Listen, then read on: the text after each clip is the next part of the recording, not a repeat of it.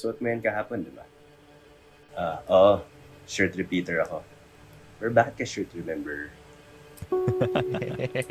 Based on real life din kasi yan, shirt repeater talaga ako eh. Medyo kadiri ito, Carlos eh. Mga 5 times ko inuulit before ko nialaba usually mga damit ko eh. And then if people remember, parang yan yung suot mo kahapon ah. Oh. Minsan sabi, ba't mo yun naaalala? That's not gross at all. What's making me think here is, bango ka siguro, bro. I repeat the shirt max twice and it's over, man. I sweat enough to hindi ko kaya yung more than 2 times. If makasalubong namin kayo, what do you think will smell of you? Wait. Galing kami saan? Galing ba kaming gym? Galing ba kaming event? Pag sa gym, nako, medyo mahirap yan. Hindi ako confident pag galing sa gym eh. Galing bahay lang? Galing bahay, mahirap din yan. Mabaho pala palagi eh, no? How about you, chat? How many times yung shirt nyo bago nyo labhan?